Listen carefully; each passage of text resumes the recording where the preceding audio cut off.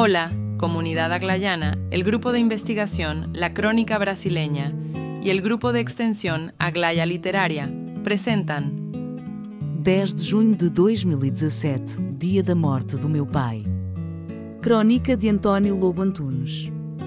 INE Revista Visão. Opinião. Publicada em 27 de julho de 2017 às 9h16. Disponível na página da revista em internet. 10 de junho de 2017, dia da morte do meu pai, Antônio Lobo Antunes.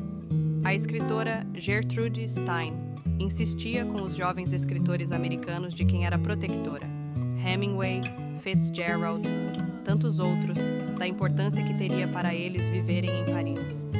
A sua explicação era simples. Não é tanto o que Paris dá, insistia ela, é o que Paris não tira. Esta frase traz-me sempre a ideia, a pergunta que Alexandre Dumas, Gosto de Alexandre Dumas, faz no seu diário. Por que motivo há tantas crianças inteligentes e tantos adultos estúpidos? Fica a refletir acerca disto durante uns parágrafos e acaba por concluir que só pode ser um problema de educação. Por exemplo, os desenhos das crianças em geral são magníficos, os dos adultos, exceto no caso de serem artistas de talento, uma bodega. Claro que é um problema de educação. Uma criança criativa é herética e subversiva. Até rima, olha. E claro que isso assusta os professores que exigem dos alunos uma normalização que conduz inevitavelmente à mediocridade que tanto tranquiliza os pais. Queremos que os filhos tenham vidinhas, sejam tristemente independentes, consigam um bom casamento, tanto quanto possível, boa casa, um ordenado simpático, filhos bem educados. Claro que admitimos Gauguin ou Mozart, desde que não façam parte da família. Em geral, as famílias defendem-se criando um maluquinho. Todas têm aquilo que consideram o maluco da família, e quando o maluco, por qualquer motivo, deixa de o ser, apressam-se a arranjar outro, antes que a estrutura se desagregue. Não há nada que assuste mais as pessoas do que a criatividade. Nada que as apavore mais do que a diferença. A sociedade necessita de medíocres que não ponham em questão os princípios fundamentais, e eles aí estão. Dirigem os países, as grandes empresas, os ministérios, etc.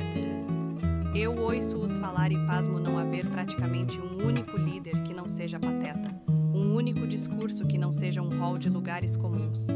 Mas os que giram em torno deles não são melhores. Desconhecemos até os nossos grandes homens. Quem leu Camões, por exemplo? Quase ninguém. Quem sabe alguma coisa sobre Afonso de Albuquerque? Mas todos os dias há paleios cretinos acerca de futebol em quase todos os canais. Porque não é perigoso. Porque tranquiliza. Os programas de televisão são quase sempre miseráveis, mas é vital que sejam miseráveis. E queremos que as nossas crianças se tornem adultos miseráveis também, o que para as pessoas em geral significa responsáveis. Reparem, por exemplo, em Churchill. Quando tudo estava normal, pacífico, calmo, não o queriam como governante. Nas situações extremas, quando era necessário um homem corajoso, lúcido, clarividente, imaginativo, iam a correr buscá-lo.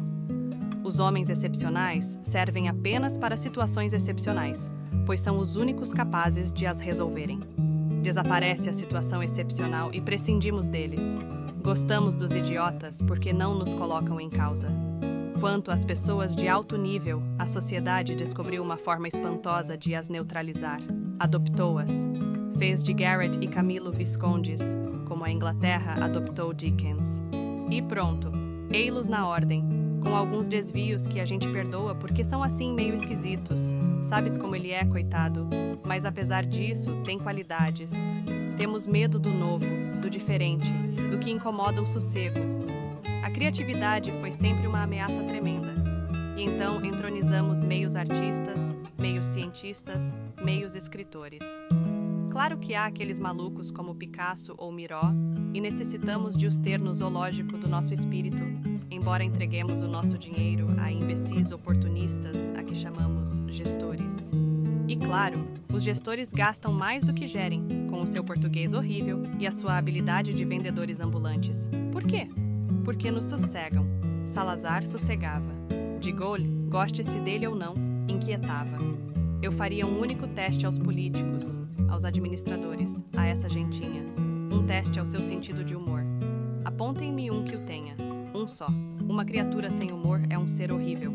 Os judeus dizem, os homens falam, Deus ri.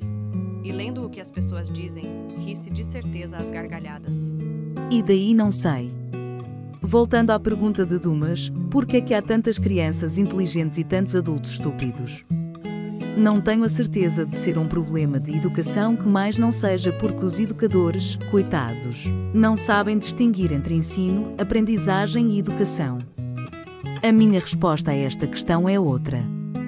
Há muitas crianças inteligentes e muitos adultos estúpidos porque matamos o máximo de crianças que perdemos quando elas começaram a crescer. Por inveja, claro. Mas, sobretudo, por medo. 10 de junho de 2017, dia da morte do meu pai. Crônica de António Lobo Antunes. INE Revista Visão. Disponível na página da revista em internet